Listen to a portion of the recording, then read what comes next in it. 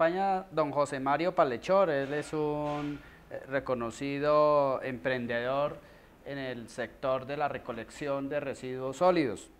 Y con él vamos a hablar hoy de la historia de unas asociaciones de empresarios de la recolección que llevan mucho tiempo operando en la región y que han dejado una gran experiencia de emprendimiento que vale la pena rescatar y que vale la pena conocer.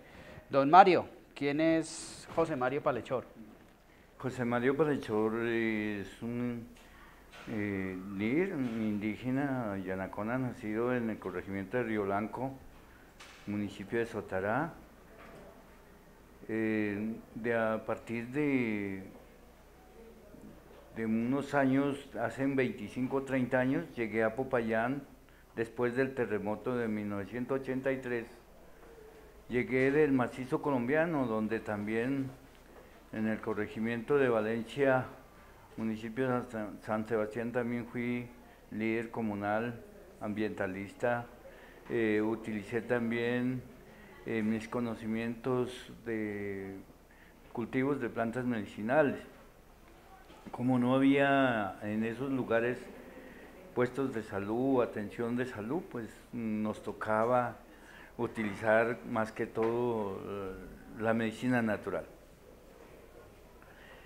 De allí, al presentárseme algunos problemas en Valencia por el motivo de la consecución de las tierras para los cabildos indígenas de estos lugares del macizo colombiano, pues quizás tuve un malentendido de los terratenientes y me tocó que desplazarme a la ciudad de Popayán. Otro caso, en ese momento se presentaba que a Valencia, al corregimiento de Valencia, el Valle de las Papas, pues también ya empezó a dar la vinculación de movimientos armados. Entonces me trajo dos cosas a la ciudad. Una, porque tenía malos entendidos con los ganaderos, y otra, porque no quise comprometerme con el cuerpo armado. Bueno, y usted llega a Popayán y ¿cómo entra al negocio de la recolección? La necesidad del empleo en Popayán, inicialmente entré vendiendo chance, vendiendo lotería, fui miembro directivo del sindicato de loteros por unos 2 años.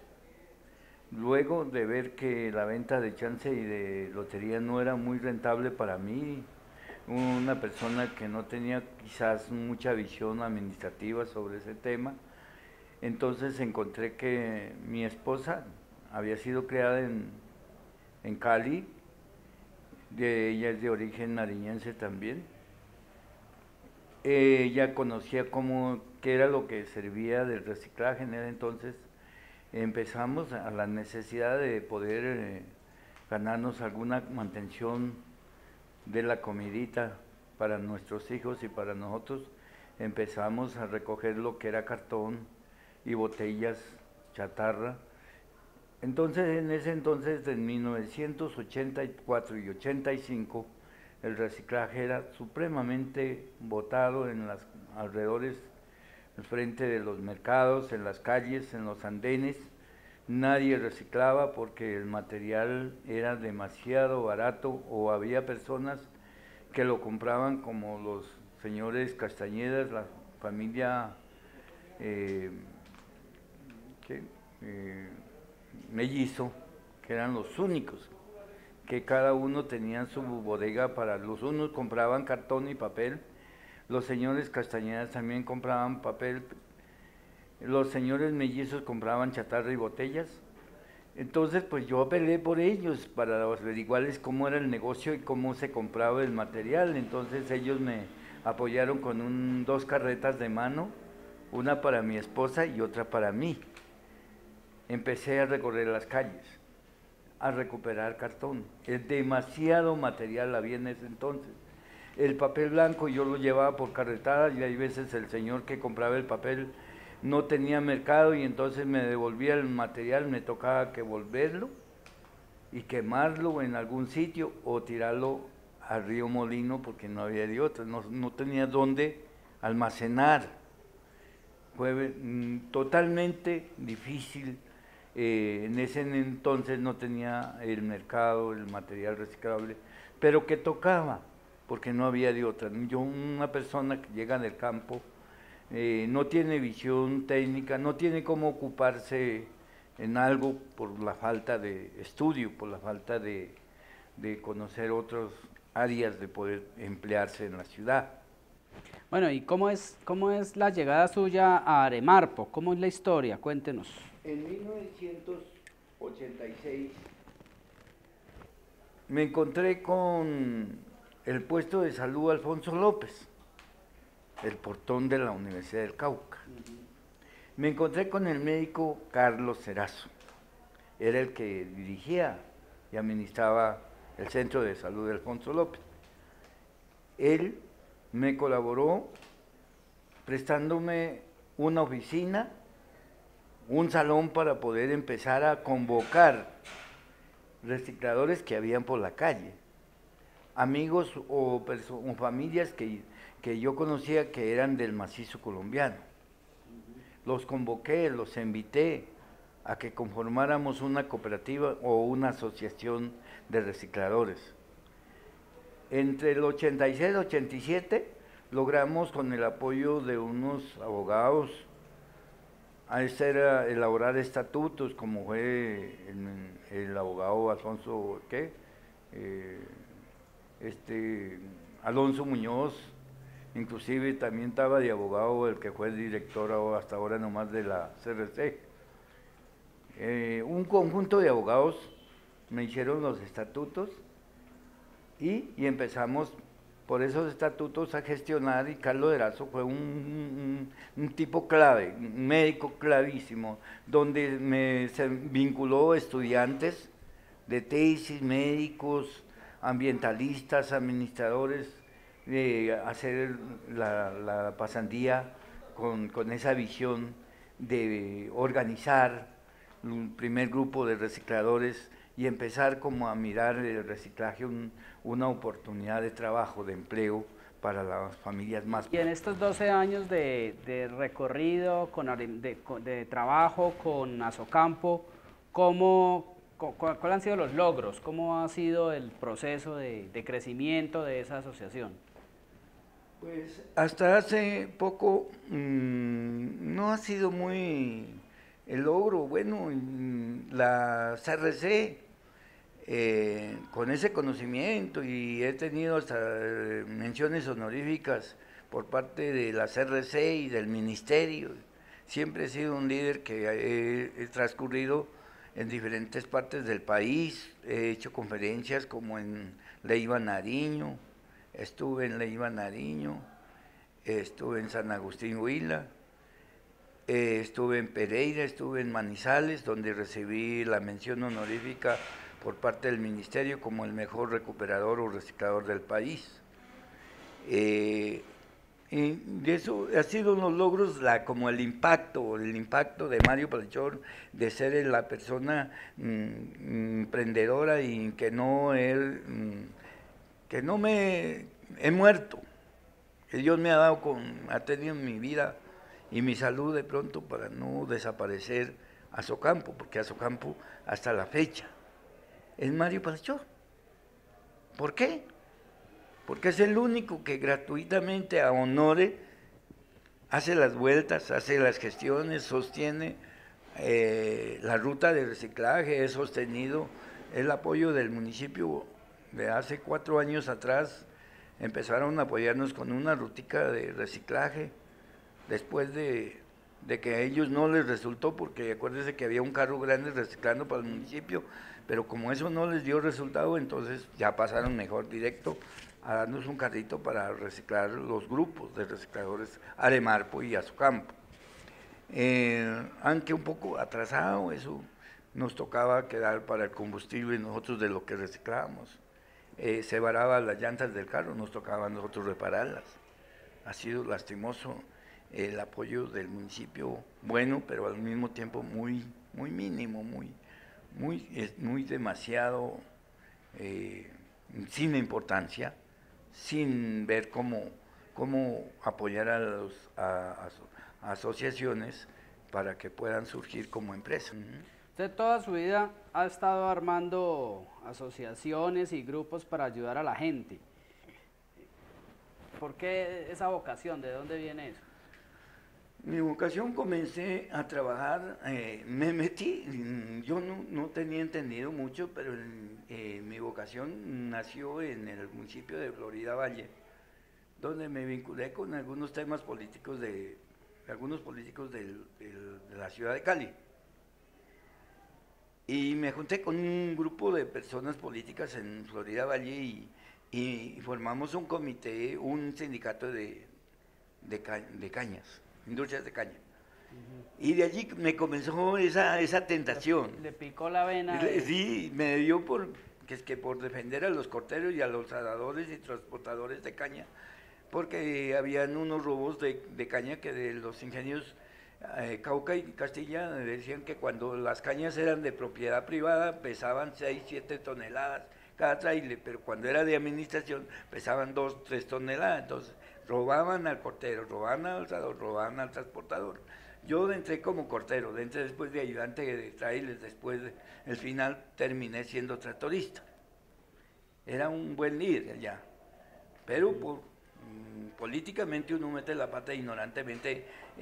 Hubo una reunión con el Ministerio de Trabajo y vengo yo y demando ese problema, y el ministerio de ese entonces manda una comisión a investigar los dos ingenios y los pillan y les sancionan con unas grandes multas. Entonces yo ya, tan lindo que viví en Florida, y yo con mi tractor nuevito y manejando y ganando buena plata, cuando acordé fue que me llegaron, bueno, o se larga o se muere. Y eso me hizo volver al Valle de las Papas, a administrar unas fincas, porque yo también sabía manejar haciendas como técnico en ganadería.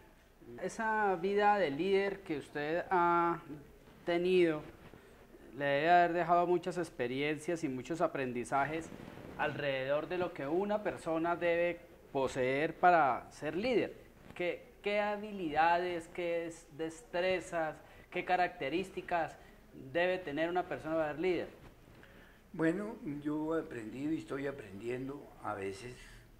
Quizás uno, cuando todavía no está metido en los trompezones que uno tiene que dar, uno a veces lo cree que es fácil, pero los trompezones que he dado, los problemas y que no he podido surgir con los años que llevo en esto, entonces los trompezones me han enseñado a cómo aprender, a querer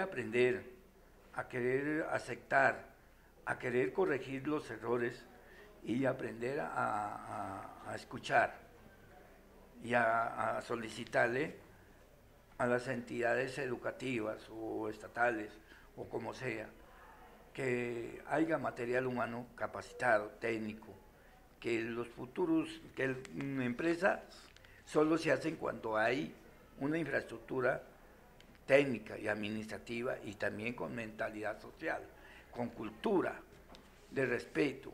Quizás yo no he tenido ha sido mi debilidad a veces de mis sufuraciones o errores como humano, como líder, como indígena, que siempre tenemos ese defecto, pero que espero yo que en mis años que llevo ya alcanzar a dejar haciendo algo para mi familia y para mis asociados, para la comunidad que crea en mí. ¿Es muy difícil ser empresario en Popayán? Es un poco difícil porque el egoísmo, la envidia y la politiquería que hay en Popayán no, como que poco, no permiten que un pobre líder de abajo puede tener las ideas muy fabulosas, las ideas muy productivas. Pero aquí en Popayán ha sido difícil, como ustedes lo reconocen, han querido venir a montar empresas y quizás la política de los líderes que manejan la administración, manejan eso a sus intereses. que solamente se puede hacer empresa en Popayán, que dejen que uno pueda vender las ideas como un producto demostrativo, como un producto de un futuro para poder tener paz, para poder darle solución a la gente que llega del campo a la ciudad, como retornarla a su origen, no tirándola a las montañas porque allá es el problema de inseguridad, pero la meseta de Popayán, a sus alrededores buscar, no con tanta tierra como el indígena que pelea la tierra por 1000 o 2000 hectáreas para tener nada, haciendo nada. No, yo soy indígena, pero yo coincido, no tengo visión a eso de celo racial, ni creo religioso, ni político, porque sé que la política de colores no ha servido para el país. Debe haber eso, un tema político, social, sin discriminación. Desde su experiencia, ¿qué características, qué rasgos debe poseer una persona que quiera crear empresa? La característica es como querer hacer algo por el país, querer hacer algo por la democracia, por la libertad, porque las guerras o la inseguridad de nuestro departamento y de Colombia es que no permiten que participe la comunidad, o también tratar de que el Estado posee de unos recursos para educar, concientizar y participar con mucha comunidad que a veces por falta de educación, de capacitación, de visión empresarial, no se dan como por solidarizarse, como organizarse, como formar cooperativas, como formar fundaciones o asociaciones, sino que se echan al abandono, se dedican solamente a hacer cola para pedir limosna o para pedir unos auxilitos que solamente sirven para medio calmar el hambre, pero que no solucionan un futuro, un trabajo, así no sea con el mínimo, pero que por lo menos la gente vaya avanzando de abajo hacia arriba, vaya escalando, porque la empresa se hace con mano no calificada y con mano calificada, se hace con líderes administrativos, con líderes ojalá sanos, porque es que el problema es eso. En Popayán se cría, hay mucho profesional, hay mucho ingeniero, de todas las visiones que se quiera, pero ellos los ingenieros quizás solo se dedican a arrodillarse al tema político, a los gobernantes que han venido dirigiendo la política y que solamente por temporales o por contraticos se mantienen, y eso no es así. Yo pienso que debe ser que los ingenieros, que la gente profesional se vincule, por lo menos la Universidad del Cauca, que es un ente de respeto, que ha crecido, que tiene nombre, que tiene el futuro, que tiene el material humano de las futuras generaciones, se salga a buscar líderes, así se parezca simples, pero que líderes que no sean muy politiqueros, que líderes que le guste la política, más que todo con las áreas productivas, ¿sí? ¿Usted cree que es más fácil crear o mantener una empresa? Es más fácil, no está fácil, es decir, lo que uno piensa crear es bonito, se habla de crear, pero ya para mantener una empresa, ahí está el problema, que si no hay la comunidad que está asociada con uno, la que lo apoya, la que cree en uno, o de pronto se asocia por a ver qué puede sacar de asociarse, no hay el apoyo moral, económico, porque es que por más pobre que sea una empresa o una organización, tiene que haber un sostenimiento inicial, mientras que entra a producir a canalizar un mercado, mientras entra a ofrecer un producto con calidad y cantidad. Entonces, por lo menos yo veo cuánto han venido las empresas multinacionales tanto de plásticos como de cartones, como de vidrio plano, que el vidrio plano en este momento no sirve sino para basura. Peldar dice, yo recupero el vidrio plano, pero siempre y cuando haya una organización que me garantice 30 o 40 toneladas mensual y con calidad, como yo quiero. Aquí nadie se ha arriesgado a eso. En primer lugar, hay que hacer un sitio, un lugar donde se pueda almacenar el vidrio plano.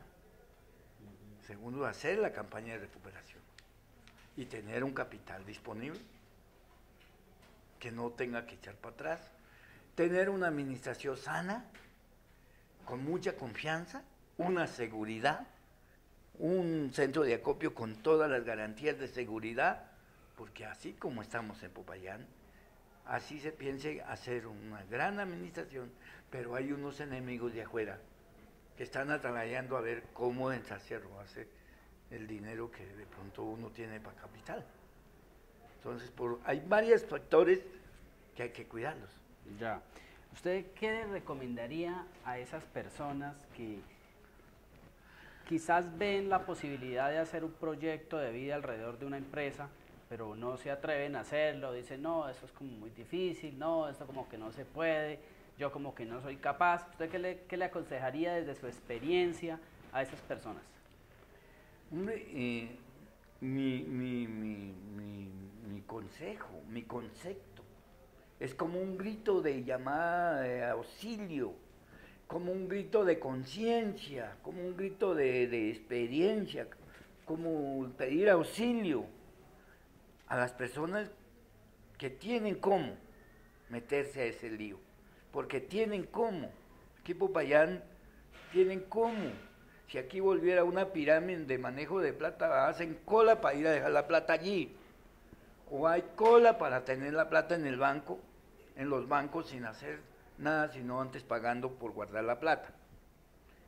Aquí tenemos, ¿no?, en Popayán tenemos unas cuantas toneladas de material reciclable o material orgánico que se pueden convertir en dinero, en un producto de billete. ¿Por qué? Porque eso no solamente para hacer los cultivos alrededor de Popayán, sino vender ese producto y enseñarle a la comunidad caucana, extenderse a todo el departamento con ese producto demostrativo.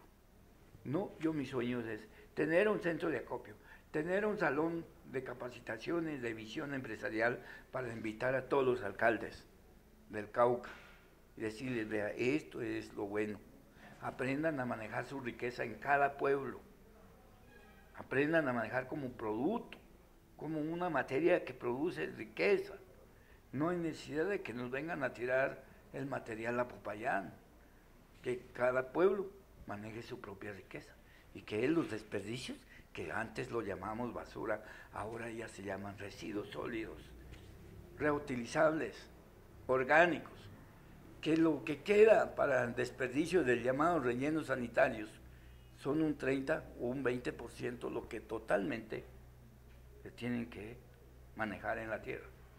Don José Mario, muchas gracias por acompañarnos, para hacer parte de este programa y por compartirnos sus experiencias. Hay un poco la idea en el medio que aquí no hay nada que hacer, que la región está condenada, y nosotros tratamos con Crónicas de mostrar que hay gente que sí está haciendo y que sí se puede hacer, y que no estamos condenados a la pobreza y a la violencia y a la miseria, sino que hay que trabajar y hay que ser constante y hay que esforzarse y hay que arriesgarse, porque si no, no se cambia la vida. Qué rico, profesor, magíster, qué rico que esta crónica se haga como un producto demostrativo y que con un simple líder ambientalista, un líder llegado de campo a la ciudad, me hayan dado la oportunidad de expresar mis sentimientos, mis pensamientos, mis fuerzas, mis luchas, mis sueños que quiero antes de morirme, que alguien recoja esa visión, que antes de que yo, de Mario Palechor, desaparezca, las entidades lo tomen y saquen algo provecho de eso. Ya, bueno, muchas Muchas gracias. gracias.